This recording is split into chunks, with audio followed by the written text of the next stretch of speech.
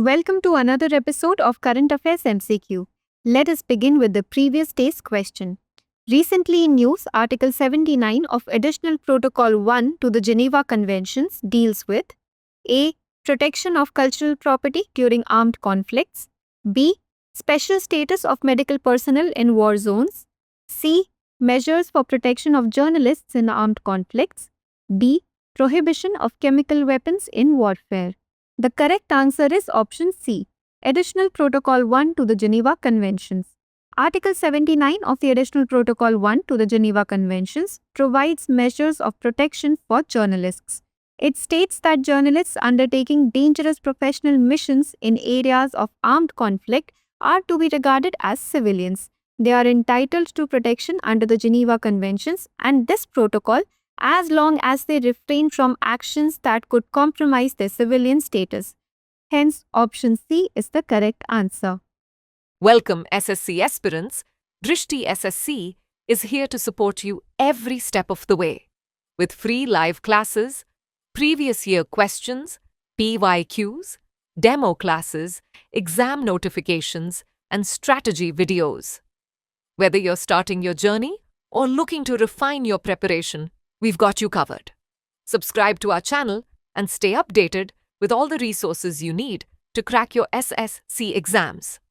For more details, call us at 8750187501. Question 1. Recently in news, the Sudarshan Chakra initiative refers to A. India's first indigenous satellite-based navigation program. B. A new missile defense initiative integrating surveillance, cyber protection, and physical defense. C. A space-based solar power project for energy security. D. An underwater naval shield system against submarine threats. The correct answer is option B. India is set to develop a new missile defense initiative dubbed the Sudarshan Chakra, aimed at integrating advanced surveillance, cyber protection, and physical defense mechanisms to safeguard its citizens and critical infrastructure. The Sudarshan Chakra is expected to function similarly to Israel's Iron Dome and the proposed US Golden Dome, acting as a protective shield against missile threats. The project's name draws from Hindu mythology, referencing the Sudarshan Chakra used by Lord Krishna to aid Arjuna in battle. Hence, option B is the correct answer. Question 2. Recently seen in the news, the Dandkaranya region spans across which of the following Indian states? 1. Chhattisgarh, 2. Maharashtra, 3. Odisha, 4. Andhra Pradesh. Select the correct answer using the code given below.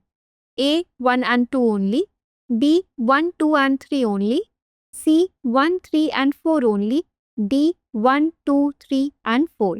The correct answer is option D. Dandkaranya is a physiographic region in the east-central India encompassing the Ambujmar Hills in the west and bordering the Eastern Ghats in the east.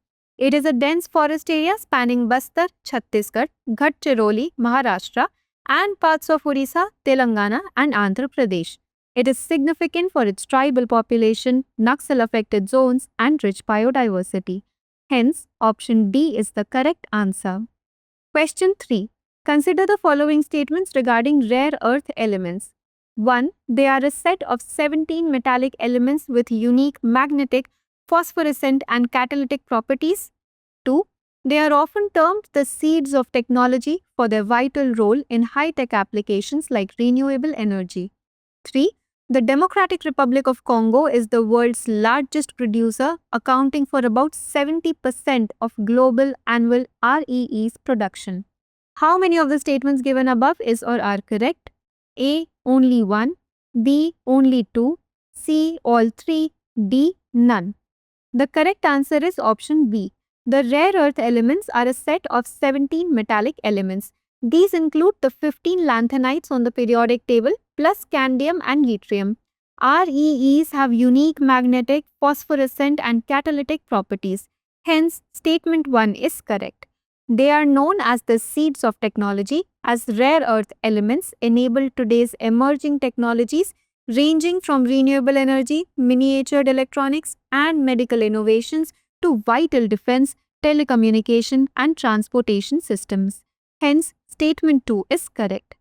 China is the world's largest producer of REE, contributing over 2/3 of global mine production. The United States ranked a distant second with about 11.6% of global output. Hence, statement 3 is not correct. Hence, option B is the correct answer. Question 4. With reference to the Election Commission of India, consider the following statements. 1. The CEC cannot be removed from office except in the same manner and on the same grounds as a judge of the Supreme Court. 2. Other election commissioners or regional commissioners can be removed only on the recommendation of the CEC. Which of the statements given above is or are correct? A. 1 only. B. 2 only. C. Both 1 and 2. D. Neither 1 nor 2. The correct answer is option C. Article 324 of the Constitution has made the following provisions to safeguard and ensure the independent and impartial functioning of the Election Commission. The Chief Election Commissioner is provided with the security of tenure. He cannot be removed from office except in the same manner and on the same grounds as a judge of the Supreme Court. Hence, statement 1 is correct. In other words, he can be removed by the President on the basis of a resolution passed by both houses of Parliament with special majority, either on the ground of proved misbehavior or incapacity. Thus, he does not hold office till the pleasure of the President, though he is appointed by him. The service conditions of the Chief Election Commissioner cannot be varied to his disadvantage after his appointment. Any other election commissioner or regional commissioner cannot be removed from office except on the recommendation of the Chief Election Commissioner. Hence, statement 2 is correct. Hence, option C is the correct answer.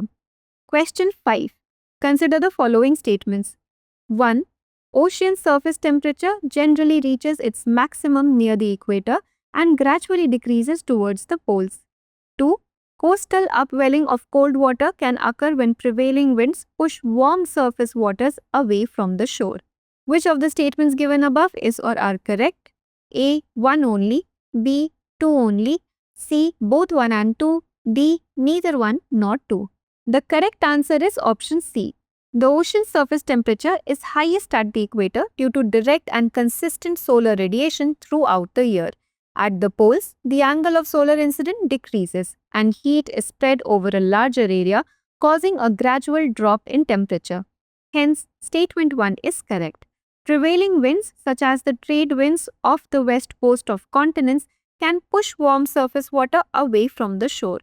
This causes deeper, colder, nutrient-rich water to rise to the surface, a process which is known as upwelling, for example, along the Peru and California coasts. Hence, statement 2 is correct. Hence, option C is the correct answer. Question 6. Which of the following statements about fiber optic cables is not correct? A. They transmit data using total internal reflection of light pulses in glass fibers.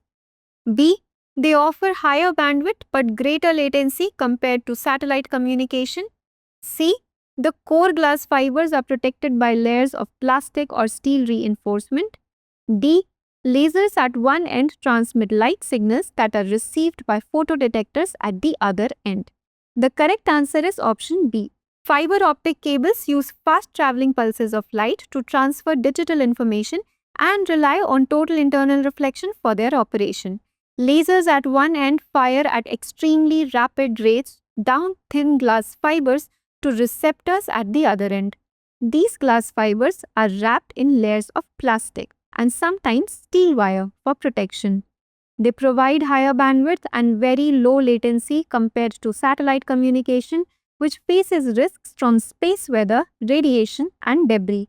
Hence, option B is the correct answer.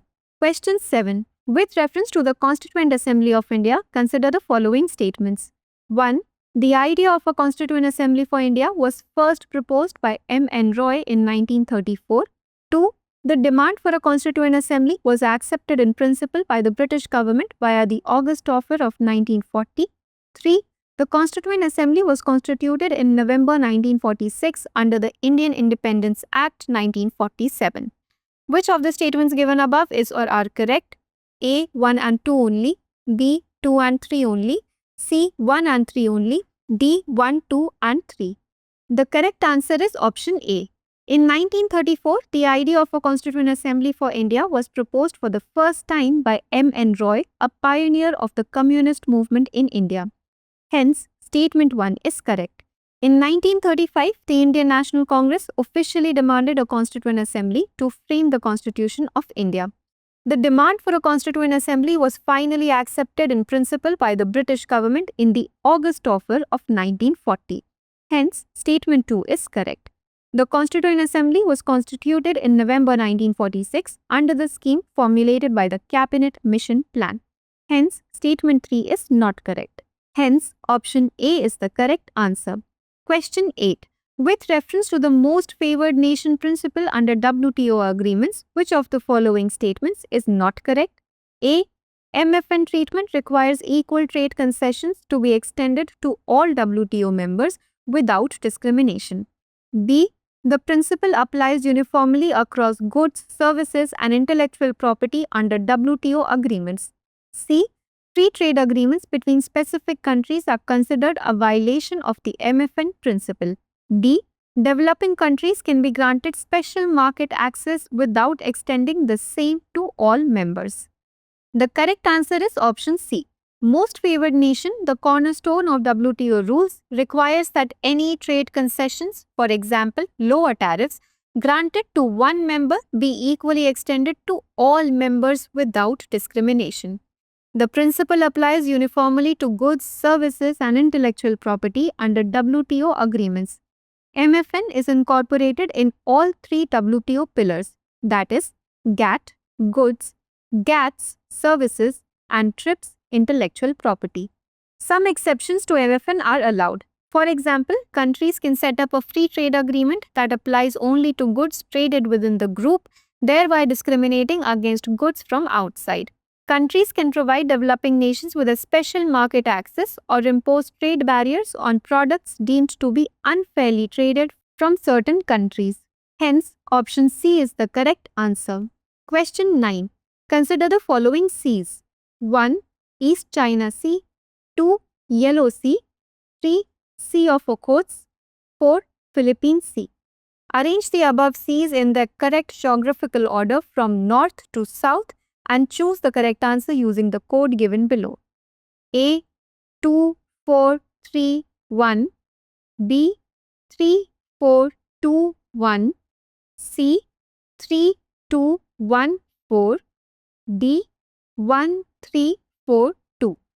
The correct answer is option C. The Sea of Okhotsk is located in the Northwest Pacific Ocean, bordered by Russia's Kamchatka Peninsula, Kuril Islands, and Sakhalin Island. It is the northernmost among the given seas.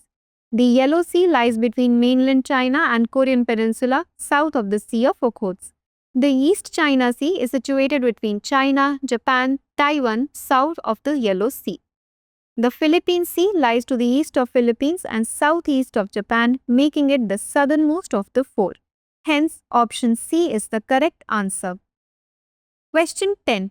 Which of the following is or are component of PM Kusum? 1. 10,000 megawatts of decentralized ground-mounted grid-connected renewable power plants. 2. Installation of over 10 lakh solar-powered agricultural pumps. 3. Converting agriculture pumps already connected to the grid into solar. Select the correct answer using the code given below. A. 3 only. B. 1 and 2 only. C. 2 and 3 only. D. 1, 2 and 3. The correct answer is option D. PM Kusum, Pradhan Mantri Kisan Urja Suraksha Evam Utthan Maha Abhiyan, aims to enable farmers to set up solar power generation capacity on their arid lands and to sell it to the grid.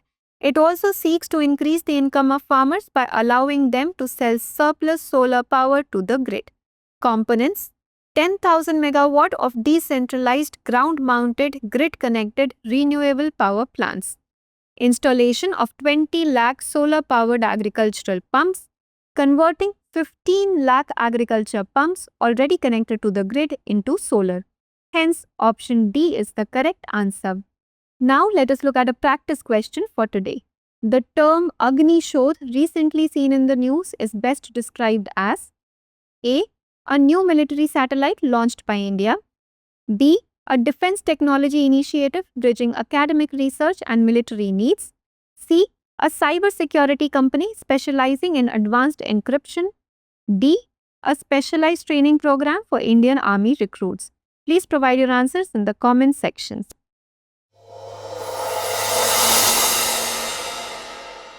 For more informative content, like, share and subscribe, and do not forget to press the bell icon to get the notifications.